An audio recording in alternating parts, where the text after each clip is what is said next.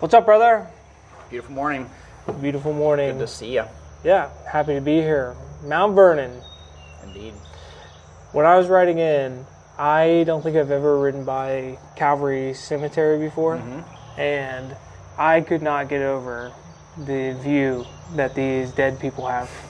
It's a great view. There's actually a street that goes off of there that's Sunset Street, and there's good sunsets up there, and it's kind of preserved, because there's no houses and whatnot, but it's pretty up there. Yeah, felt like you could see forever. It was awesome. You can see a ways. Yeah. So. Well, introduce yourself. Let everybody know who you are and where we're at. Justin Bryant, pastor here in Mount Vernon, small little kind of country church. So. Yeah. Yep. We're just right in the center of Ohio almost. So. Yeah. I did not know Centerburg was the geographical center of Ohio. Yeah, I've never been there, but I guess there's like a stone that's like marking the center of Ohio. And that's probably about 20 minutes from here, so just a little bit north of there. Yeah. We are sitting in your wilderness in the backyard. Yeah, this shelter's been here for a while. Probably it was built in the 90s would be my guess. I can't remember without looking. And then we have about 7 acres in total. The church is on about an acre. And then over to my right, there's a wildflower meadow, which there's a good bit of stuff blooming right now. Actually, it's kind of a peak of the season. And we were just mowing it before. And it's kind of like, why are we burning up all this gas and whatnot? And so we planted a wildflower meadow, and it's starting to mature. And then last year we put in the children's playground behind me. So, yeah. Yeah. I love this spot, and I love the idea that you guys came up with. And this is how we met, was through you developing kind of this space that's for the community, and met through our good friend Ed Caprelli. Shout out Ed. Yes, hi Ed. Because you were buying trees, right? Are those his trees? Yeah, they're the bushes are good, but the deer are formidable as well. So we'll see if they ever thought about putting cages over them or something like that. Haven't done that yet, but that's really cool. Like that, it's just interesting how in buying bushes, then it's like a relationship has developed, and I'm thankful that Ed connected us. So yeah, Ed's good at that. So good at talking. Yes, he is. Yeah. So. But and then you reminded me, because I didn't remember, that almost a year to the day we're out here dedicating this. Is that right? Yeah. Today is the 9th, and I think you and I met on July 8th of last year, and then the playground was dedicated on August 1st. In August.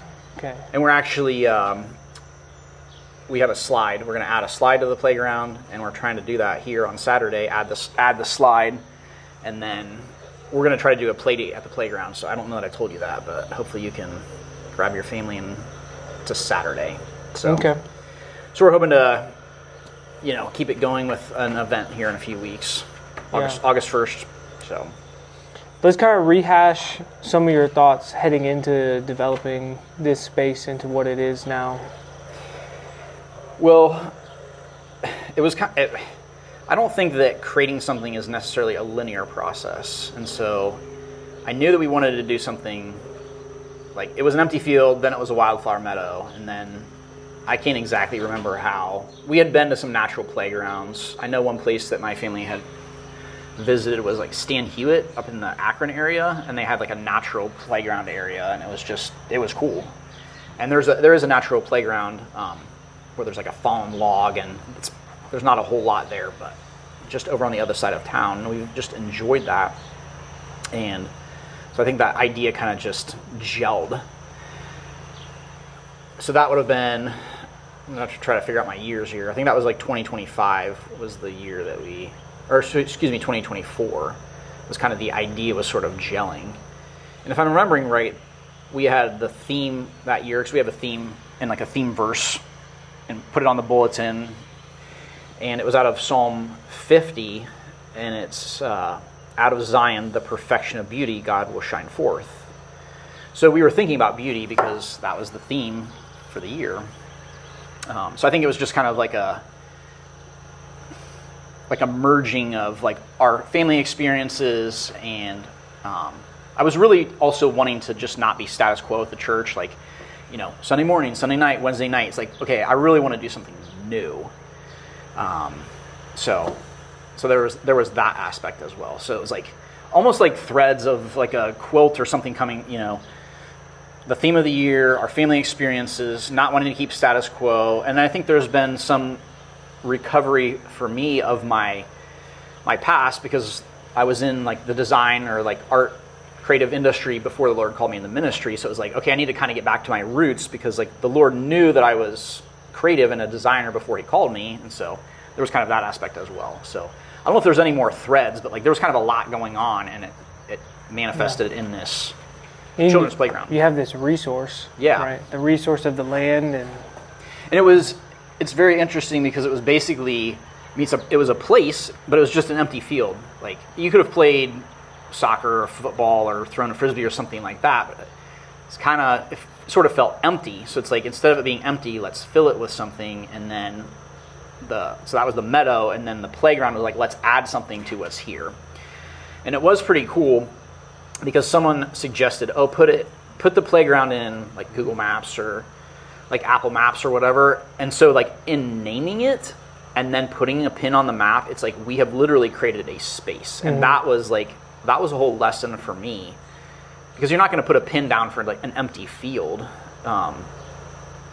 So that part of the creative process, I think, is naming something as well. And if you go back into Genesis, I mean, you're going to see that God creates things, and he creates spaces, and then he fills spaces, and then he names them. And then he, of course, entrusts that to Adam as well, where Adam names, you know, oh, this is woman, and this is Eve, and so on and so forth. So I think naming is an important part of like the creative process. So that's kind of a side note, but So I guess a lot of churches, though, when they look at a space like this, they probably would go the route of, let's play soccer or something like that. So what about you and your decision making kind of led you to this place of choosing, let's prioritize beauty versus utility or something like that? Well, I will confess, as I recall, the wildflower meadow was not my idea. Someone else had that idea. And like I said, we were mowing. That was taking, I can't remember, like 3 hours to mow. So it was taking a lot of time, a lot of gas. And it was just like, is this a good like stewardship? Like, are we stewarding our resources and our time like effectively? So I think someone else had the idea for the wildflower meadow. My mom and my wife are like huge into plants. They like gardening. They like flowers. I think more than like vegetable gardening, they like flowers. They like that beauty. So I mean, it definitely like fits with. And it's like, if you go back to like my grandpa too, on my mom's side, like it's kind of in my heritage, like plants. So I think that it wasn't my idea, but I think it like fits with kind of like my family heritage, I guess.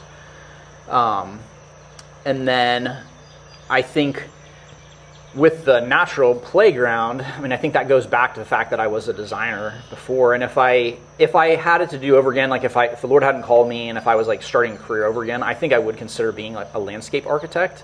Like I love rocks. Like I do have an appreciation for plants. Like, and there's like the texture of the plants and all of that. And that's another, I'm mentioning Stan Hewitt again, but like they have different gardens there. There's like a Japanese garden, and there's like a pond and a fountain behind the house. And I like the water, I like the rocks, I like the plants, like I like different types of gardens. And so I think it's almost just kind of like a natural thing of just like what I enjoy doing. So again, I wouldn't say it was like a linear process, like this, then this, then this, but like when I was preparing my remarks for the opening, it's like we've been to churches that have like upwards programs. Like our son played basketball there. I know there's churches that have like soup kitchens and things like that. And it's like those are great. Like I just think that like with what I grew up with the gardening and the flowers, and with my background in design and art, and then it wasn't intentional. Again, it was someone else's idea to like put in the wildflower meadow. I think it just kind of it made sense. Like at the end of it, it made sense that like we can be the church of beauty. That we can, like, if we're known in this community as being a church that is interested in beauty, then I think that beauty leading back to truth, leading back to God, leading back to like harmony and order and all things that come from God and we see them in creation, we see them in how he structures things in the Word and in like the law and the church. Because it's not just visual beauty. I mean, it's like there's something beautiful about behold how good and pleasant it is for brethren to dwell together in unity. Like unity is beautiful. Yeah. It's not like a painting on the wall. It's like that's like living, breathing sculpture. So if we can be known as the church of beauty, and obviously that has to point back to God, because you can't have beauty without God. He's the origin of that. Then we're successful. Yeah. So. Yeah, I was in kind of prepping for us hanging out. I was reading Ralph Waldo Emerson, a little bit of his essays, and he has an essay on nature, and in that he discusses beauty, and part of beauty is the virtue, the virtues that we can behold. And he says that God has placed on virtue beauty that would be drawn to virtue itself. Okay. Right? Which I find really interesting, because that's not, like when I look at a flower, I delight in the beauty that is the flower and its physical nature, its smell, its sight, its touch, all of those things. But virtue is more intangible, right? It's experienced, but more intangible. So, what you just said about the beauty that we see points back to God and draws us into the thoughts of these virtues. I wonder, because you've spent time in the meadow, your kids are very involved in like nature, natural things with bees and that kind of stuff. What are some of the lessons that you're learning, not necessarily just about the physical world, but the virtues that are going on in you and inside your children? What about the beauty of the natural world is revealing the beauty of the spiritual world? I may need to ponder that a bit. I mean, there are definitely lessons. Like, I mean, there's good things in the meadow, but there's also like, I think of like the wheat and the tares, so I don't know if that's quite what you're going after, but it's like there are things in the meadow that are very good and are very natural, because we've planted like native plants, so we're not bringing stuff from elsewhere. It's like they're Ohio native plants. Yeah. I mean, there are a lot of different like angles, because like there's one plant that's growing right now, wild bergamot, and you can make tea out of it. So I haven't had the tea, but like that would be something my mom would totally be into as well. So like, and then of course the bees come and they pollinate and they get the nectar and all of that. And so like I never was big on flowers growing up, and I'm still not. I can't say like I'm the biggest flower fan in the world. Like I know the gals like them, but it's just useful. And then that's a principle in design, is like form and function. So it's like flowers are just beautiful, but then they also serve a purpose of like they attract the bees in, they get the nectar, and then we have food. And so there is an aspect of like, wow, this is enjoyable, and there's an aesthetic beauty to it, but then it's like you can eat off of that as well. And I think that's, in doing beekeeping with my older son Judah, it's really kind of made me actually appreciate flowers, because it's like they're not just beautiful, they're also like there's a functionality and they like sustain us too. And I've always been interested in seeds, and like that whole process of like the flower turns into like the seed, and then like the process like repeats, because it's not just a water cycle, right? There's also like the seed and plant and like fruit and then seed cycle, and there's like, I'm kind of getting down a tangent here, but like there's a soil cycle as well, where you like, you have a banana, you pitch the peel out, and then it turns back into soil again. So there's a soil cycle, there's like a seed and fruit cycle, there's the water cycle. And I think I think there's beauty in that. These like, they're like circles essentially. Yeah. Like when we get a plastic thing, it basically is like, it's oil, it's plastic, it's a landfill, it's linear, and God's things are like cyclical. So I don't know if that really answers your question about like virtue, but there's so many lessons of like the wheat and the tares, like these cycles, I think it's like calming. I think it's like tranquil out here. Like if people are stressed, I think they should just come and sit out here, and like you can hear the crickets chirping, or you can hear the wind on the wind chime. So I think that it's like, I think it just kind of like calms us down too. So I don't know if I'm really answering your question. Do you want to dig into that a little bit more, or am I kind of? No, it's your answer. So no, I think to me, nature is a wonderful teacher, and I think the peace and calm that it brings opens up our minds and hearts to the things that are going on inside of us that we often don't want to give answer to. And virtue is one of those things that we behold and we see as beautiful in other people, and we desire to draw out of ourselves. So,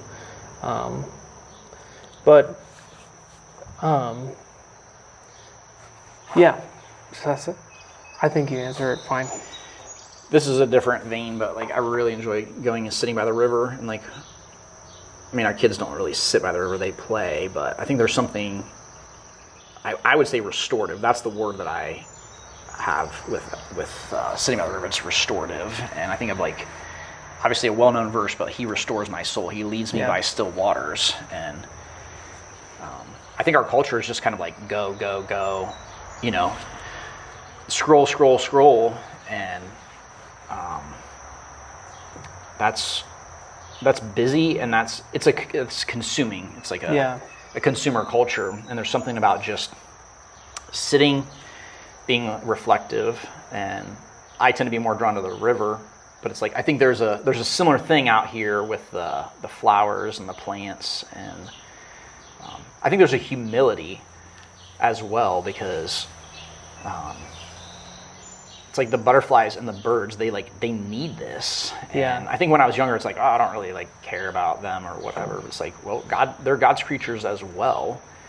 And I mean, I want to have a place to live. And so like a bird wants to have a place to live, and like a butterfly, and like I need to eat, and like the birds are, and these are Jesus' teachings. Like, you know, he watches the sparrows. So I think it's just helped me go from like a busier lifestyle to like slow down, like pace slows down, like thinking about the interconnectivity of God's creation, like whether it be butterflies or birds or, I mean, snakes, rabbits, all kinds of life in that field. Whereas before, there really wasn't that much life, but the plants keep the moisture in, and then basically everything needs moisture. Yeah. So, in your mind, what makes something beautiful? That's a very good question, and I think probably a difficult one to answer. But I mean, it has to have a connection back to God. I think there has to be, and it has to be. I think there has to be order to it as well.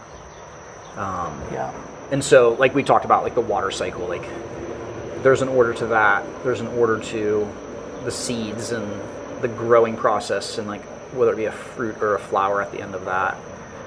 And even like the seasons as well, you know, where God institutes that at the end of the flood when they get off the ark. Like, so I think it has to be orderly.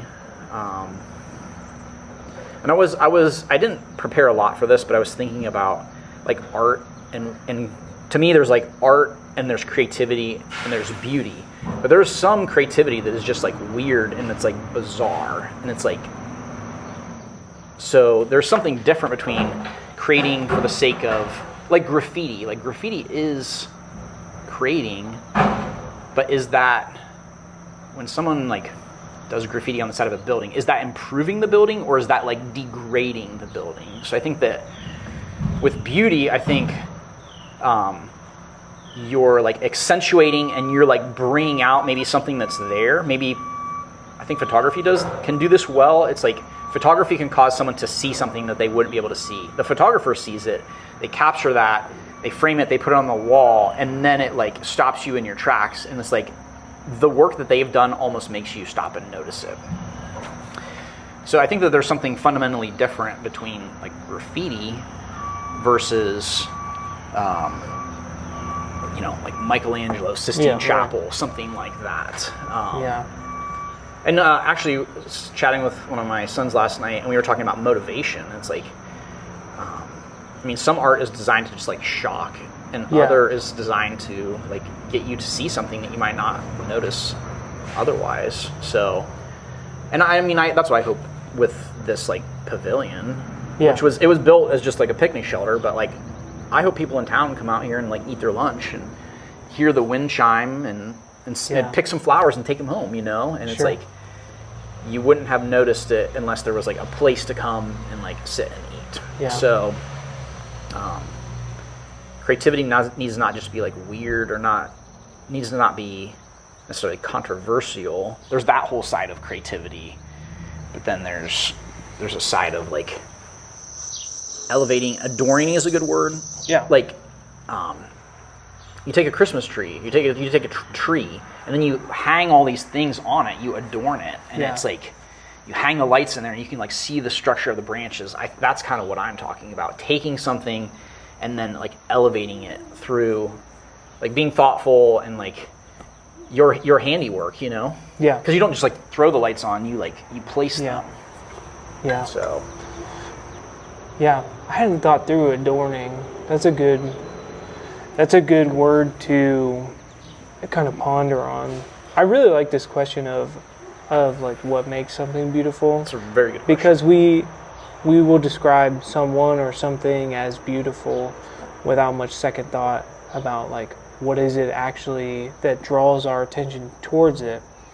And you know, it's when we look at birds, you know, you have bright colored birds and then you have less brightly colored birds, but ultimately, like you usually would say a bird is beautiful regardless of its color, unless it's like a turkey or something, and then it's like not that beautiful. But I love how that one's like an insult, like you turkey. Like. Yeah. but like I'm like, what are some things that I don't find beautiful?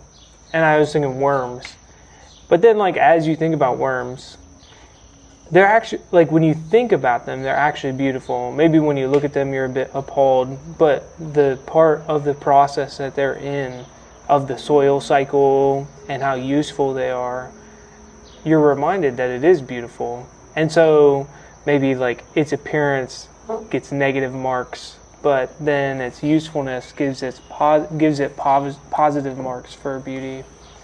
So I think we have connotations like, ooh, worms are slimy and all of that. Maybe they're in like soil that doesn't smell the best or whatever.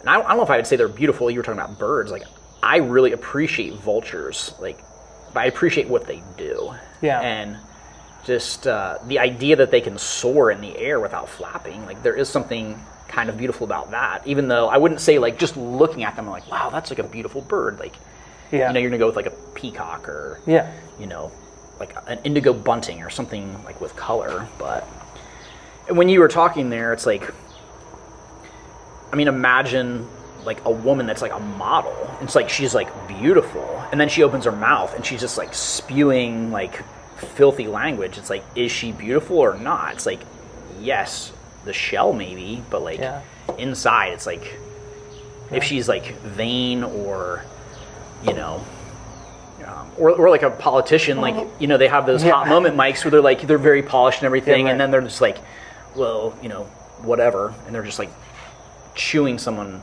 up and spitting them out, and then they just didn't realize the mic was on. It's like they're polished for the people. I mean, it's the hypocrisy. Yeah, hypocrisy is ugly. So that's kind of what I was thinking. It's like, I would argue that a woman that looks beautiful but is just filthy language, that's not. There's like something is off here. Yeah, you know what I mean? Yeah. So. Yeah. Yeah. So when we think about this, there's distinguishing marks of beauty, that there's like an external beauty, there's an internal beauty, there's a beauty of usefulness, there's a beauty of skill, right? Like I would say this soaring through the sky is like, that is a beautiful gift from God that the vulture is able to do that. When there are things in human life though that we struggle to understand the beauty of them. And that's kind of, I thought it was kind of a beautiful thing coming into town and being at the top of the cemetery, because one of the things that we struggle with understanding the beauty of is death, right? And that, when we think about death in the Christian viewpoint, it is beautiful, and that this person is, if they're a Christian, they're going to this place in which they're connected with God. They're going to the heavenly places. But if you've ever experienced death, it doesn't feel beautiful, right? Someone you know, someone you love has died. It's really hard to remember in those moments that there's something beautiful happening. So, and you've just done a funeral. So I know this is somewhat, fresh. I didn't give you any questions beforehand or anything like that. So maybe I should start doing that. But, in your experience with death, leading people through death, how can we as Christians maintain both the respect of the sorrow that is death, but then also point towards the beauty in death? Well, it's just interesting how things come together, because the cemetery you mentioned, I don't do many funerals, but I was just there on Monday. Today is Thursday, and the daughter of the lady that died, she was like, that was a beautiful service. So I'm like, okay, nailed it on that word. And it is a pretty cemetery, as you were mentioning. Like, the sunsets are very beautiful from up there. It's almost like a park, other than the fact that a bunch of dead bones in the ground. But the lady that died, her name was Gloria. So that makes me think about glory. Yeah. That obviously goes back to beauty. But Gloria's daughter, my understanding, if I get this story right, is that Gloria started feeling poorly around Mother's Day in May. And her daughter lived nearby, and so she came over, and this was captured on her doorbell camera or whatever, and she was rushing over because her mom wasn't feeling well, and she fell and she broke her elbow on the way to go help her mom. And so we're midway, or getting close to midway through July now, and so the daughter has been off work since Mother's Day, when her mom got sick, until now. And she's like, I'm so thankful that I fell. I'm so thankful that I broke my elbow, because this gave me time off. I wasn't working. Yeah. She's a nurse, so she was coming over with the stethoscope. She was messing with her stethoscope and fell. But she's like, I had this time to be with my mom and to spend time with her, and it wasn't just she died suddenly and I didn't get a chance to say goodbye. And so I just think that there's beauty in that. Is it sad that man sinned? Yes. Is it sad that God cursed the soil? Yes. Is it sad that Gloria died? Yes. But here, Brandy, her daughter, is being thankful for getting injured.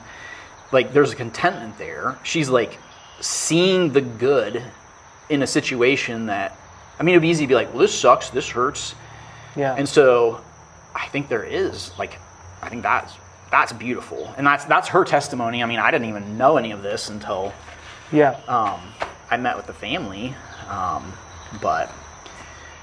And so there is this side of lamentation, but there's also the side of we're trusting that Gloria is with the Lord, and that it's a glorious day because she's in the presence of the Lord, even though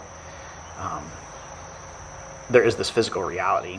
It really does. It's amazing how much this ties together, because I'm preaching through 1 Peter, and in chapter 1 he's saying all flesh is as grass. And so we've basically got a field of grass and plants. And it doesn't look like a whole lot in December, January, February, and then it's there's this resurrection. It comes back to life, and it's full of life right now. And so there's beauty in what is dead, comes back out of the earth. And I love summertime. I've loved summertime for as long as I can remember, but you got to have spring before you can have summer. And I don't care for winter. I don't like being cold as much, but you got to have that death. The field gets cut down. The bush hog comes through and just bulldozes everything. Yeah. And that frail grass, it comes back to life, and it's beautiful again. It's that cycle again. So there's just there's all these different sort of facets to it. Yeah. And it really connects together because it's from one creator. So yeah. yeah, it's amazing how everything ties together. Yeah. It's amazing to me that it's a type of language that is not, it's taught in that people experience it together, but it's not something like, I'm not sitting down my kids and saying, this is beautiful, this is not. They're naturally drawn towards beautiful, and they're also naturally able to find beautiful things in not beautiful circumstances, right? And to me, it does point back to God, like you keep saying, that there's something about God and the way that He created that He made it so that creation is not just utilitarian or bare bones or something like that, but He endowed it with beauty, that we would be drawn into it, almost like we crave it, right?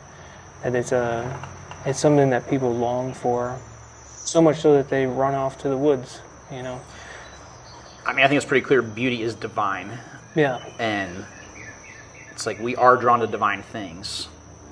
I think everyone's a worshiper. I believe everyone's a worshiper. Yeah. So you're either a worshiper of the true God or you're an idolater. So it's like everybody's going to be, you're going to be drawn to beauty, or, back to the people that are doing graffiti, maybe they want to destroy beauty. But it's like they notice, you know what I mean? It's like, well, this is worth destroying or whatever, vandalism. Yeah. But kids just have, there's this innocence, there's this purity with kids. I mean, everyone, I think, fairly well recognizes that. Like, so when we go to the river, my kids will like pick out rocks. It just looks like a bunch of like gravel. It's like, Ohio, how pretty is this? They'll be like, look at this rock. It's like, wow, like there's sparkles in it, or like has like really cool texture or really cool color. And you can just go through, you could do that all day long, and they just look together, they look ordinary. But when you like pick one and you pick it up and you observe it, that's another thing that's important, is like taking the time to like, again, slow down and like observe. Mm-hmm. And that's part of a challenge in our society. We're not, scrolling is not like observing. Yeah. Like, yeah, you have to take time, you have to slow down and be like, what am I looking at? Like, where does this come from? And so on and so forth. But back to the rocks, like, it almost reminds me of like fingerprints or whatever, like every fingerprint is like unique. Like every rock is like unique, and everyone, like sometimes they're like split open, and it's like the two halves, like sometimes that can be like really cool. Like they have these almost like stories or something like that if we slow down and we look at them. But that's where it kind of like blows your mind. It's like God knows like every rock. He knows like the texture of every rock, and like there's like these masterpieces everywhere if we just like slow down and like observe. And the kids are good at that. Yeah. And we're like paying bills and getting the car fixed, and like, oh, the drain's clogged and all. I gotta, whatever. Gotta get to the bank and all this stuff, and we can lose sight of that as adults. Mm-hmm. The kids haven't. They haven't gotten into the cares of the world, the cares of this life yet. Yeah. No. Do you think the busyness is what has allowed a world that is somewhat absent of beauty? Like when I look at the new houses being built, they're ugly, right?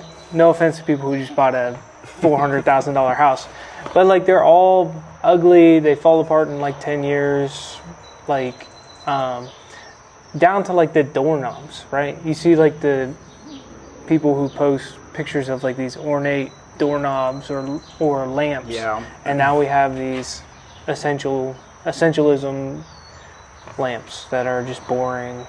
Do you think it's the busyness that has allowed our culture to go that way, or? I mean, we have to point out that the church has a role in this as well. When I was in college, I went to Italy, and I studied in Italy, and in Florence, Italy, and obviously it's like Catholic. I think like pervasively Catholic, and some of these buildings are absolutely phenomenal. Yeah. Yep.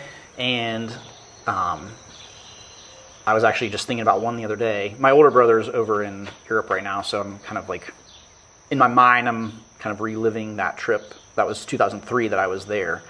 But it's, I believe it's San Spirito in Florence, Italy. Very interesting church. And the front of it is like never got finished. The facade of the church never got finished. So it looks like super plain. And you go inside and it is just, I'm getting like goosebumps like thinking about it. It's totally filled with light. And they have like natural stone from the area, Pietra Serena, if you're Italian, sorry. I probably just like butchered that. But like the colors, the light, like it's glorious. And I see church buildings go, new builds. And it's basically like a pole barn. Yeah. And then it's like the windows are like this because they fit between studs. It's cheap. Yep. And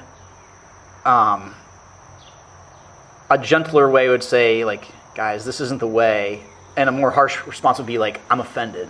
Sure. Because, like, read the second half of Exodus. I know you have. It's like all about beauty. It's like, these are the colors, like purple and scarlet and blue and like gold and silver and like of hammered work. And like, I've put my spirit into, I can't remember the guy's name, but like the artisan, you know, and his compadre. And it's like, it's all about beauty. It's for anyone that's listening to this that's an interior designer, it's like, second half of Exodus is like God's interior design for his house. Yeah. And so it's like, we're going to throw up a pole barn. And so hopefully what we're doing here is a little bit of pushing back against that. Right. And I have seen articles on that churches need to be beautiful. And I wholeheartedly agree. And I'm confident God does as well, based on the second half of Exodus. Yeah. And so the church has a responsibility to show culture what it should be. And there's opportunities being lost for sure. And it's like, don't be cheap. Like, put money into the build. It's not, the church is not the building, but the church is pointing us to God. Revelation 21, New Jerusalem sounds beautiful, colorful, transparent, like filled with light. Obviously the tabernacle, the temple. And so I'm sure the Garden of Eden, I'm sure it wasn't just like drab and like gray. Like it was, had to have been beautiful. Fruitful. So, fruitful. Yeah. Variety. Yes. So I think the church should be doing a better job showing beauty. And like Isaiah chapter 6, the Lord in his temple, like that, doesn't that sound like majestic? Yeah. I don't think that was like a pole, like the Lord's throne in a pole barn. Like, no. Like, Solomon's pillars, like the bronze pillars, like. Yeah.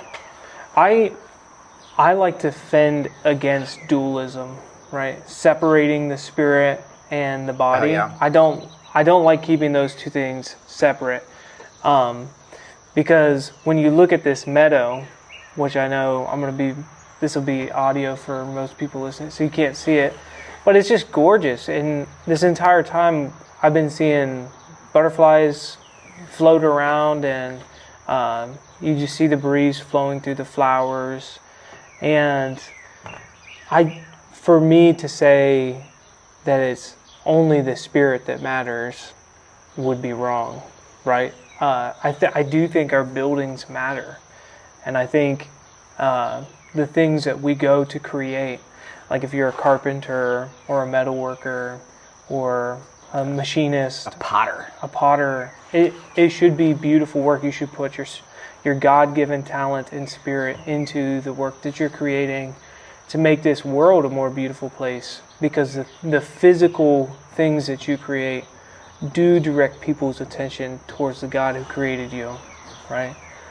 But I also think that sometimes when we have this conversation, it's primarily only about the building. It also ties back into this conversation about virtue, right? Where it's like God has placed his spirit to reside in us, right? How important then for us and our bodies, our temples that is our body, to be beautiful for people to see. Yeah, it reminds me of a clip. I was a pianist, and this guy was, I would say, technically very talented. And he just had this look on his face, and it was very good music, but I just didn't think that, his heart was in it. And I'm sure that I've had those moments. I know I've had those moments when I'm preaching, and it's like I could be saying beautiful, like, poetic words out of the Bible, and I try to stop and ask myself, do I believe what I'm saying? Yeah. Because you can say something wonderful, but if you don't believe it, then it's like hollow. Yeah. So I agree with what you're saying, and I think you're right, because like as the body without the spirit is dead, like when we separate physical and spiritual things, I think it is death. And so it can't just be all spiritual and not be physical, but it can't be all physical and not spiritual. It has to be the blending of those as well. But it comes back to like I said, like belief, like motivation, like what is the motivation for this work? If like I'm creating something, and kind of back to the conversation about the cemetery as well.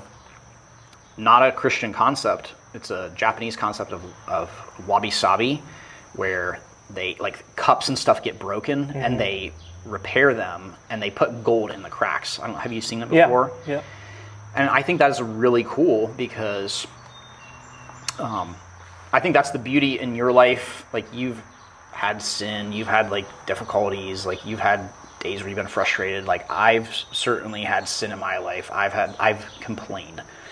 Like the beauty is like you complain, like it breaks, and then God puts you back together, and then you become grateful. And it's like the gold of like the wabi-sabi is like, this was broken and we took the time to repair it. And that's what God does. We're broken people. He takes time to repair us. And we have these like scars, whether it be a scar like on our skin or whether it be like a scar kind of like on our heart.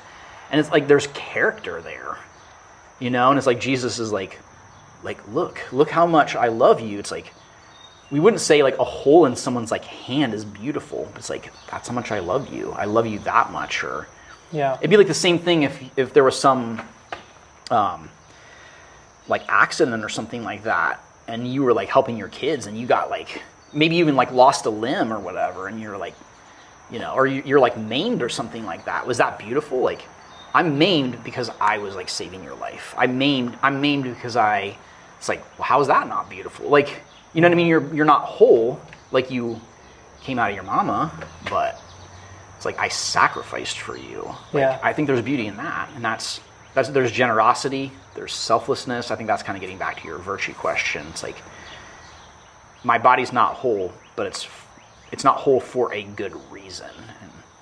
And for good virtues, good purposes. But that the person that's going to do that, or like a firefighter that's going to run into a building and maybe get injured, they're going to do that because they love people, they care about people. That's beautiful. Yeah, it is beautiful. So if we want to make the world a more beautiful place, which I think we should, I think that should be a desire of ours. And I think most people, if they stopped and thought about it, it's something that's a very high value, that they crave it.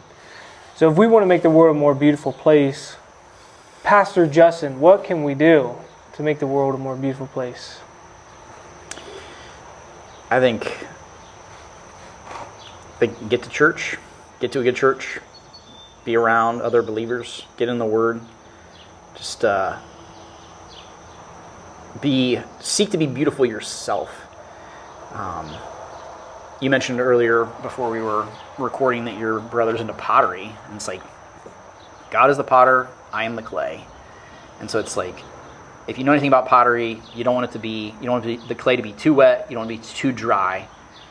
And so this is obviously going back to like Adam as the clay. So it's like, be good clay and let the potter shape you. And if it's like, if you're broken, then like let him put you back together, put the gold in there. Just celebrate hey, I was broken, and you know, Apostle Paul, anyone? Like, persecute the church of God. Like, get to church, get in the Word, sponge up the Word. You have to be connected to truth. Because if you're not connected to truth, what's coming out is not going to be. It's going to be of a lower quality. You may be able to, you know, technically perfect, but your heart's not going to be in it. Your heart has to be changed. So I think those are good places to start. Be a sponge, soak up divine things. If beauty is divine, which I'm sure that it is, I'm confident that it is, then you better be soaking up divine things so when you get when you get wrung out, good is going to come out of you. Yeah.